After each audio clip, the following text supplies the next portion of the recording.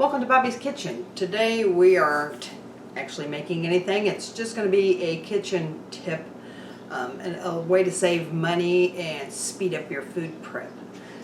So I like to buy meat in bulk.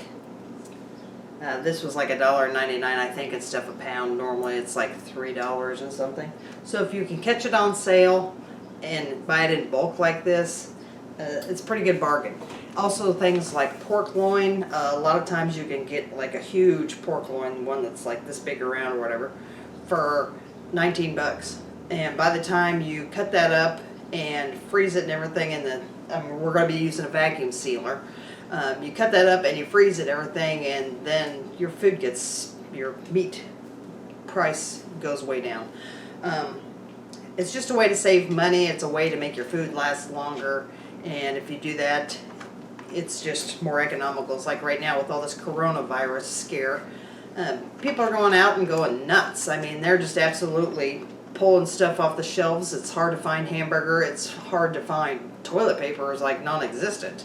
So this is things that I've been doing for years. So this is nothing new for me, but it might help you out and stuff. I highly recommend that you buy a vacuum sealer. It's like I said, the one that I have here, I've had for probably 4 or 5 years, and I really like this vacuum sealer. It's a Food Saver V3240, and the thing I like about this is that once you stick the bag in there to seal it, push the handle down, you walk away from it. You don't have to sit there and push down on it like some of the vacuum sealers that they do have. If speed or convenience is not that big of a deal to you and stuff, and you don't mind standing there and stuff, you can pick up a food vacuum saver thing here, excuse me, for probably $30. It's like I said, it's a little investment to begin with, but I believe in the long run it does save money. Now a lot of times what I will do is if we have a big meal or anything like that where you eat out for a while and you're just kind of tired of it and you don't want to eat anymore, don't throw away your leftovers. This works especially great for things like casseroles, spaghetti.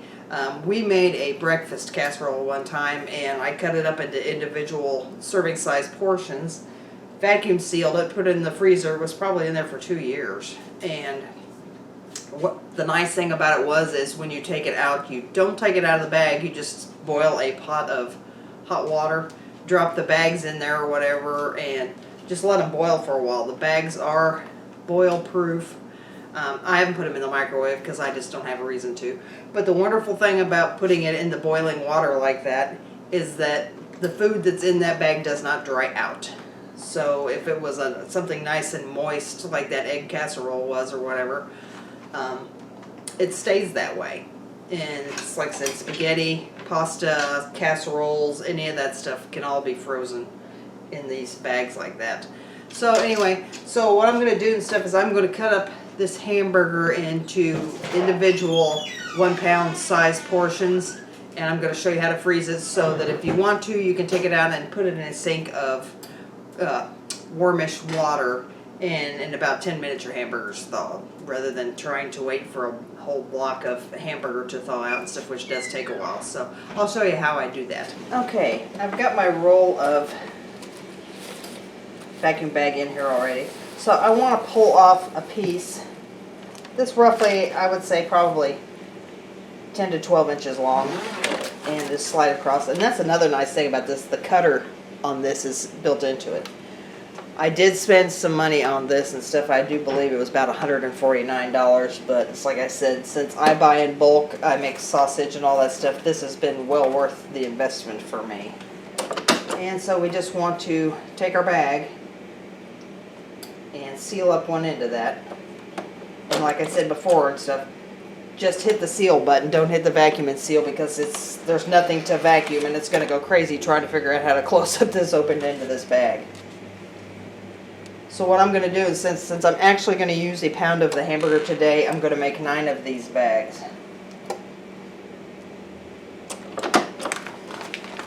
And this is about the size you want. So I'll continue to do this, and then I'll be back after I get all these bags made up. Okay, I've got my bags made up. I'm a couple bags short, but I'll just freeze it in some Ziplocs until I get the other stuff. So I want to take a guesstimate on this, and there's actually, I think, 1, 2,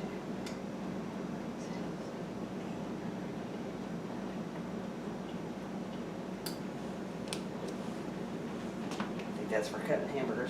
But anyway, just gonna try to take a guess on this as to what 1 pound things look like. So since I know there's 5 pounds in this, actually I only need 5 bags. So I've got enough. So I just want to slice this, and I just leave the wrapper on. Set that there for now.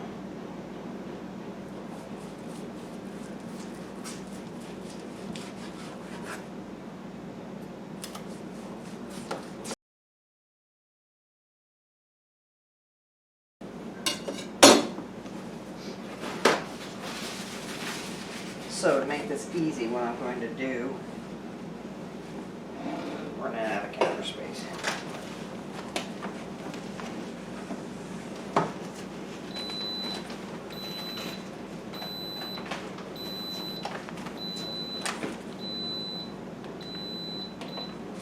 And my yogurt just told me it's ready.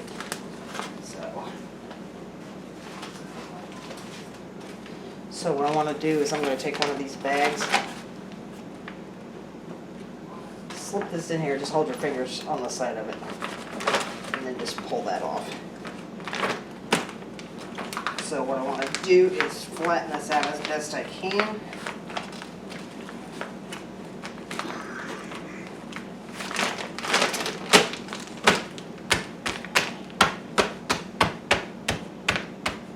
You can take a rolling pin to this if you want. I just try to get it into the corners to make sure there's no air in there.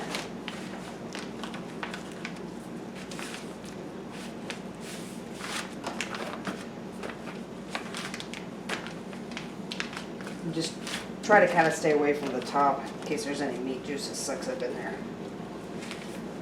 As you can see, this is really thin. So I just want to put that in my vacuum sealer, make sure there's no wrinkles, and hit vacuum and seal. There is a moist and dry on here, so I'm going to set that to moist.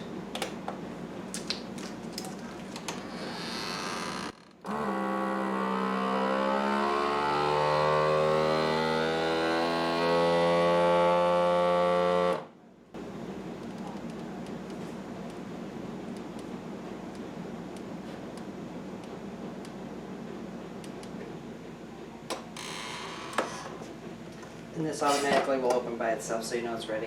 And then the lights go out.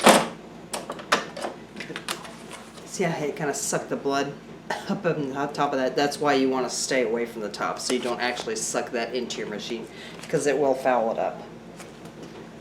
So then what I do with these is that I just go ahead and label the date and what it is, and just lay it in your freezer like this. I usually kind of scatter them over the top to begin with so they'll freeze really quick, and then you can stack them up. I've actually got my deep freeze organized, and I might show you that as well since I'm just on a video making frenzy today. But I'll show you how I actually store the stuff in my freezer, and it makes finding things a lot easier since we have a small freezer and it's like a little chest freezer stuff, but it's small, so space is at a minimum in that thing, so I have to be really careful how it's organized. So anyway, so I'm just going to go ahead and do the rest of this hamburger, and I'll show you what it looks like when I get done. Okay, and here we have all our hamburger packaged up. As you can see, I have the date on there. So it's all nice thin packages that take about 5, maybe 10 minutes at the most to thaw out. So I'm going to show you how I got my deep freeze, just so you can see how I got things stacked in there. Okay, now we're ready to put this hamburger away. So the way that I've got most of this organized, I've just thrown some things in here lately. It's not completely organized.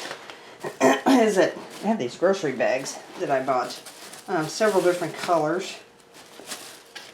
It's like the red one here is for beef. So I just put this stuff in here like this. And then that way, whenever I need something out of the bottom, excuse me. Excuse me.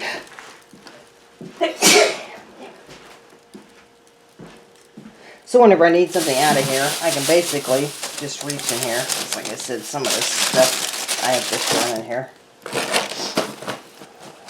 And like this one is for pork. It's in the brown bag. So then basically you can just pull the entire bag out. See, this stuff really doesn't have a category, I suppose. Put it in the fruits and vegetables or something. But, some corn dogs, I guess they could go in this pork one. But this just makes it a lot easier to get to stuff in here. It's like with this. Say I want to look for, this is seafood, so this is fish, this would go in here. And just pull the whole bag out. And when they're in the bags like that and not loose like some of the stuff that I've got here, you do not have to worry about stuff falling down into the bottom of the freezer. But I've got probably 8 different bags in there. Fruits, vegetables, pork, chicken, beef. And so I will just lay my beef up on top here. So like I said, it just makes getting to things a lot easier when you have a chest type freezer. So that's how I do that. A little organization tip.